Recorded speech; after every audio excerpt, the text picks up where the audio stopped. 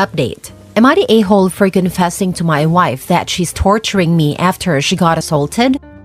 Original post. I'm 25 male, been married to my wife, 26 female for 4 years. We've been dating since we were teens. We are childhood friends. At this point, we are together for like a decade. This all started a month ago. I went on to my company trip. My boss urged me to attend a trip because it will help me learn more, and it's a golden opportunity for me. So I told my wife and she said yes, I should go. It's just for a week. A few days before my departure, my wife said she's going to attend a party hosted by her friends. I said she shouldn't attend. She got mad and asked me why I'm restricting her. You see, my wife has become quite an alcoholic in past few months. It has become a problem for both of us. So I said if you drink too much, I won't be around to help her. She kept saying she will be fine, but I was adamant. And finally, she said she won't attend and I trusted her. I went with my boss and after 3 days, my wife called me. I couldn't pick her call, but when I checked my phone, I saw so many calls and texts from her. And when I did, I immediately called her. She kept yelling at me and said, "Come back right now, come back right now." I panicked as well, and I cut my trip short and went back to her. When I arrived, she hugged me like never before and kept crying and crying. It took a long time, but she told me she was violated. I asked her about the details, and she told me she was ganged up on by a bunch of guys after she got drunk.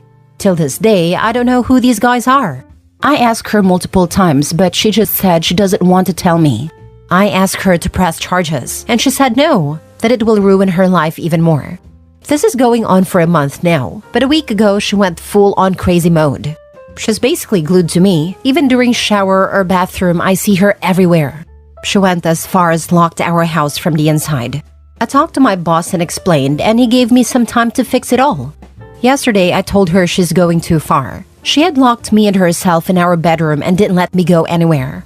When I asked her why she is doing this, she said she's scared that I will abandon her. She hugs me so tight even I feel uncomfortable.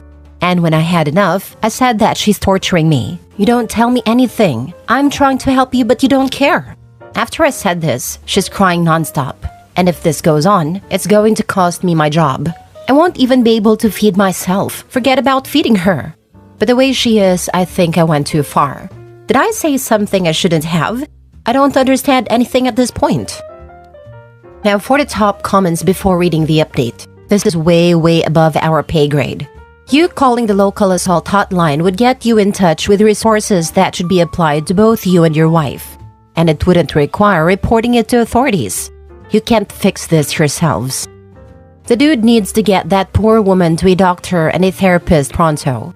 From the recent onset of her alcohol issues, this incident is just the latest. I agree, she is drinking out of nowhere for a reason. I think there is something more than what just happened on his trip. The fact that she won't tell him who is also concerning. She was at a friend's house. I hope it wasn't any of the husbands. You both need counseling. Badly. You need to be prepared for any details that come out. No police, no reports. I don't want to tell you who did it. It doesn't sound good. You think it was family members?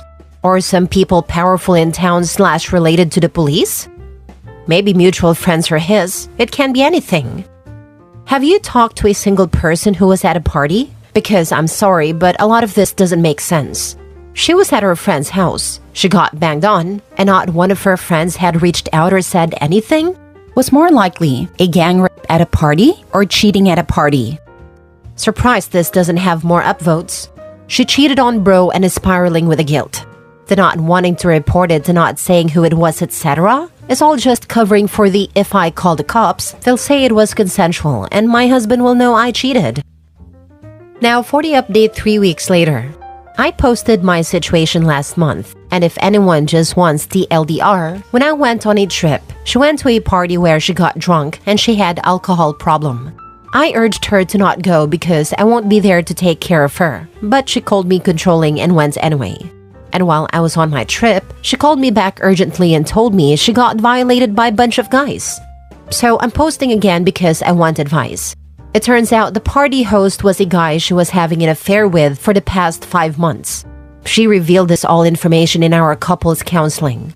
She's undergoing individual counseling, psychology treatment for her trauma, and treatment for her severe alcohol problem. What she said in counseling was that she met a guy at a bar and she was lured by his charm, and they would make out and do other things. But when she went to his party, he invited a bunch of guys she never saw, and they did things to her. I don't want to speak about it or explain. And what she told me without a counselor is that she's coming clean and doesn't want anything to do with him or anyone. She realized that all other men just wants to exploit her vulnerability, and I'm the only man that truly cares for her, and she would never ever look at any other man, only me. We had a family meeting where my parents and siblings and hers came over at my house, and they said that my wife made a mistake and is going through a very tough time. She has changed and learned from her mistake, and I am a great man for taking care of my wife, and I should never think about divorce. I was thinking about divorce, and I only shared this with my colleague who has become my best friend over time. And after I vented, and I'm embarrassed to say that I cried in front of her, she said it's best for me to live alone my whole life than living with her. I ask strangers here for advice, like what should I do? Should I accept her because she changed her ways and take care of her, or just divorce and move on? She was having an affair for 5 months. She did not willingly tell you due to guilt or anything. She had to come clean because something awful happened. Otherwise, you still probably wouldn't know she was cheating. Doesn't seem like she cares about you much, except for what you can do for her.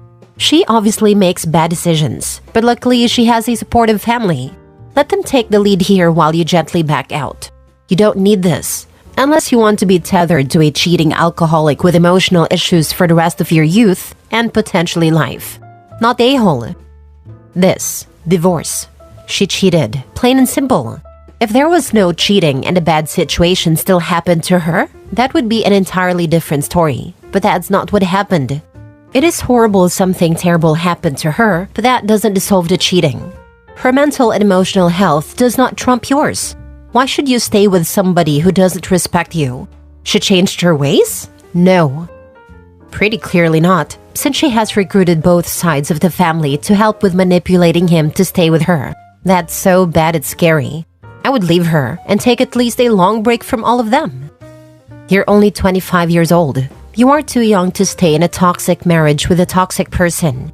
People restart their lives at a much older age.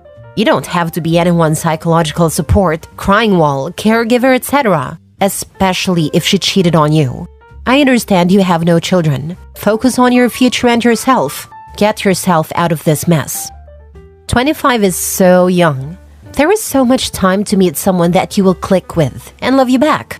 You can meet people through work, running club, book clubs, sisters of your friends, or college classes. Ask a girl to grab a coffee on Saturday morning. Ask a girl to go see a movie. Get out and live your just starting life. Cut out all these toxic in-laws and toxic wife. OP is certainly young and able to rebuild once he leaves, but that is if he leaves. All his comments reveal that he wants internet strangers to validate his bad decision to stay. Last story. Am I the a-hole for refusing to fully support my wife financially? Original post. I, 50 male, and my wife, 43 female, have been together for 7 years, married for 18 months. No kids on either side. Our relationship has generally gone well. We're physically compatible and enjoy each other's company. Honestly, the conversation is not super deep. We mostly have general positive but surface-level interactions.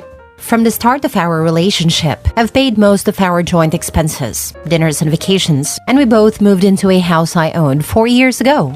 That wasn't a big problem for me. I earn well and she was also making just over 6 figures and was able to buy herself what she wanted. She has a bit of fake clothes habit, but it doesn't really bother me. Over the last year, a few things changed in our relationship. Firstly, my wife left her job. She went out on leave but didn't return. Then we went on vacation, and while on vacation I had a serious medical issue, which meant we had to cut the vacation short. I spent 6 weeks in and out of hospital. My wife was supportive, like driving me to and from appointments, but didn't really engage with what I was going through. A few months after that, I had pretty much recovered. At that point, my mother passed away. I grew up outside the US, so went back to my family for the funeral. While I was with my family, my wife asked me if I'd consider an open relationship. To be honest, the medical issues had negatively impacted our intimate life. I felt the timing was inappropriate and my wife apologized. I came back from the funeral a couple of weeks later and went back to work, but things felt tense. Last week, my wife told me she was running out of money. This was the first time she'd mentioned any money issues. We've never had a joint bank account, but she is insisting that we open one, and I put my salary into it. We've never discussed that before either. I told her that I didn't feel very emotionally supported in the relationship, and I feel blindsided by what I saw as an ultimatum. She responded that maybe we should separate if I'm not going to step up and fully support her. Am I the a-hole for refusing? Now for the top comments before reading the updates. Not a-hole. As an adult in an adult relationship, it's pretty crazy to expect someone you met at age 36 to support you without some kind of trade-off. No kids, I assume, so what she's doing all day? She sounds like she's pretty clearly said, I want to sleep with other people, and if you don't support me financially, we might as well separate. She is an aspiring actor. She's been in a few shows, but they pay little to nothing and takes up lots of time. Yeah, that is how it comes across to me as well.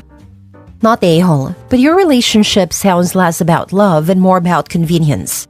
Are you together just so you are not alone? The marriage is young and may not be hard to get out of, but I wouldn't stay in such a relationship of what sounds like one of those if we haven't found love by X age, let's get married kind of situations. If she's ready to separate, then maybe it is time to dip out. This hurt to hear, probably because it's truer than I'd like it to be. I don't like being alone. At some point, I looked at all the people I dated and went, this is pretty good all things considered. But pretty good, not great or love of my life.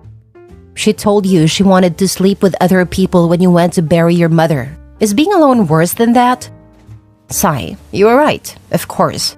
But sometimes when I hear statements like this, it's like reading about people with terrible bosses who stick out their awful jobs because they don't have any financial cushion. 2 weeks without a paycheck and they're halfway to homeless. This is terrifying for them, and so they stick in this suboptimal situation, even though, in theory at least, there are many better jobs. I was adopted at birth. My adoptive mother, who recently died, was a narcissist who used me. I was smart, and she showed me off to her friends, which I hated. I had no friends of my own. Generally, my childhood sucked. I've made a much better one of my adulthood. Good jobs, my own friends, etc. But my relationship cushion is still thin despite 20 years of therapy. It doesn't take much for me to think maybe nobody actually loves me. I'm not looking for pity. But be aware that just because something seems like an obvious thing to do doesn't always make it easy. That is incredibly insightful and self-aware. Get back in the dating pool. Your friends love you. Girlfriend can be a good romantic companion, even if there isn't deep love there. You deserve better than what you have. Mini update. Thanks to everyone who commented. It's honestly pretty sobering and has forced me to confront some things about my marriage, but also about myself that aren't particularly pretty. We're sleeping apart tonight and I'm going to bed. Now for the full update. Well, it's been quite a whirlwind of a week. After we had the initial discussion, we didn't talk for almost a day. Then we came back with a mutual expression of WTF just happened in our faces and stared blankly at each other. I suggested that we take a time out to write down what was on our minds, that we could have each other read it, and that would be the basis for a more in-depth conversation. So we spent the day doing that. Boy, it did not go well. I wrote about how I perceived she was emotionally absent while I was sick. She really didn't understand what I meant, and I tried to explain, sometimes I just need someone to talk to. Her response was basically, all you want to do is talk, and I felt that was really cold. What she wrote was basically a diatribe, well, that's how it felt to me, about my legal obligation to support her. At one point, she said our marriage, quotes were hers, and I felt particularly hurt by that description. It was clear that we weren't on the same page, or even in the same book, about what the problems were. My wife then suggested counseling, and I agreed. Her therapist knows a marriage counselor. She sent us some intake forms, which ask us to rate our satisfaction with marriage and the accessibility, responsiveness, and engagement of our partners. It was a miserable exercise, filling out the form and realizing just how low my ratings were. So that evening, I sat my wife down and said, I scored us really low. She asked, should we bother talking more? I said, no, I don't think this is going to work. She agreed pretty quickly and we canceled our appointment with a marriage counselor. We have an appointment with a divorce lawyer later this week. I'm probably going to owe spousal support. I'm not thrilled about that, but it's only money and I'll get over it. My wife understands she'll need to move out and started packing. How do I feel about this? Obviously, it's a big shock. At the same time, thanks for every comment on a previous post. It's clearly the right thing to do. There was nothing here worth saving. If she's making six-figure salary and you were only married 18 months, I doubt you'll have to pay support. She quit working and has drained whatever savings she had through her career years. I bet she either has a gambling issue or already has another sucker in the hook. She can get another job. I agree, but still could lead to the judge taking her side rather than his. My understanding is that this is just a calculator. The past year's income and expenses from both parties are plugged in and out comes the number. This is for temporary spousal support at least. I don't think there will be long-term support due to the marriage being short. For the spousal support, maybe the fact that she decided to quit her job could have an impact on the amount of support you owe. Yeah, plus it's not like it has been years since she left the job. I'm sure with a little effort, she could get a similar job in the field. Her resume is not stale. From what I understand, spousal support is based on the past year of marriage, when she wasn't working. Yay. It is half the length of the marriage. So it's not forever, but it doesn't matter why she quit her job. It's strict community property where I live. Get your own lawyer. How long has she been out of work? She left her job at her own volition, and if she hadn't been out that long, you will not owe support with a half-decent lawyer. I find spousal support to be such an interesting concept. It doesn't exist in my country, and I admittedly know little of the concept. But I think it probably should be applicable where someone has, say, stayed home with the children so that the other could earn a living, and so has missed out on a career and would likely struggle, which could keep people with no career prospects in bad situations. If me and my partner split, he would be much worse off than me because he's worked part-time jobs to cover childcare whilst I studied and worked.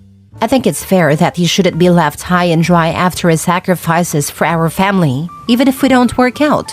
But when you've got access to a high-paying job like OP's wife and have no children or reason not to work, I find it really baffling.